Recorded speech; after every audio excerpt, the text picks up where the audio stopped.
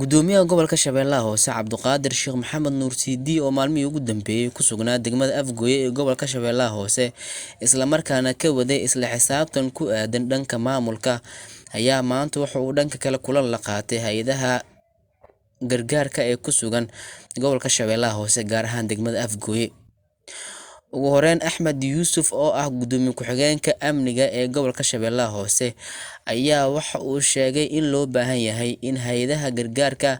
ay yaa loo qaadan marka maanta niman jeebdoon oo xoolaha inta soo wareeray hay'adihi safarka u yeertay wax ka heedanaya meel tuulayna naasan karin hal sidii aan karin waana la xisaabtamaynaa waxaan ku xisaabtamaynaa waxa aad qabataan cidda ku qabataan iyo waxa qabataan aad maasan gudoomiyaha degmada Afgoye ahna duqa magaaladaasi Aweys Cabdullaahi Bululow ayaa dhankiisa tilmaamay inay diyaar u yihiin la shaqeynta isla markaana ay si gaar ah ula socon doonaan macalinka kabiirka kaliya ana kabiirkana macalinka jooga dambantin marka waxa la rabaa insha Allah shaqadii hore u haysan ay isku hubeen haday 5 ahayd 10 laga dhigaa haday 20 ahayd 30 laga dhigaa waxaan rabnaa ifaala cad isdabagal cad aan bilaabayna way barika bilaawdo waajibaadka anaga naga saaran dadweynaha inaan gudana anaga laga rabaa idinkana waxa la rabaa shaqadii si toos ah in loo qabto inta hadda qabanaysa in ka badan inaad qabataan magaalada fatahaad badan ku soo noqotay dhibaato far badan ku soo noqotay qof walbana waa ogtiin magaalada dadka jooga badi samafal maraadin jirin dad ayaga isbixin jirin oo dhibaatadii ku dhacdo ayaga isu gurmin jiray waa hadda dadkii waa ka dhamaatay beerihii waa baaqdeen laba mar oo ku soo noqday labada marna dalagii wixii oo dhan waa baaba anya xaatimid wixii dhan baabiisay marka waxa idin ka rabnaa hufanaan baash in la bedelo shaqo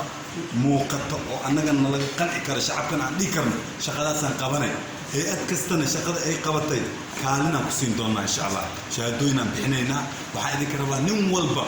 hadduu laba ahaa saddex inuu iska dhigo hadduu afar aan shan inuu iska dhigo si annagana aan noogu degto eedana loo haysto hay'adiin marka walaalayaalow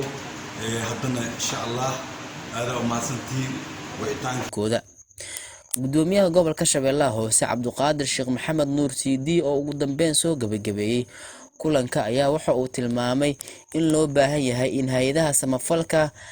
ay xafiisyo ka furtaan degmada Baraawe si loo xoojiyo shaqada ay u hayaan ummadda Soomaaliyeed. ayba badan ay qarin xamarna oo dhuntaay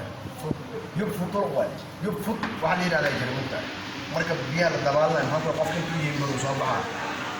yubfut marka xamar qaar haday xamar ka soo bixi waa maqan gobolka ka shaqeeya mas xamar ka shaqeeya xaradii laakiin inta gobolka ka shaqeeyo waxaan jecelnahay aniga inaan la xisaabtan xarunta gobolka marka hay'ad walba ay xafiis ka furo degmooyinka waa ka furan kartaa lama marka ay soo fasaxmo laakiin waxaan rabnaa Afgoye waxaan ma idan qabanin way ka muuqataa shacabka ka muuqataa marka ayaashay ka muuqataa jidadkay ka muuqataa meelay biyaha ay gooyeen ka muuqataa biyo wasaqda dhax fadhiya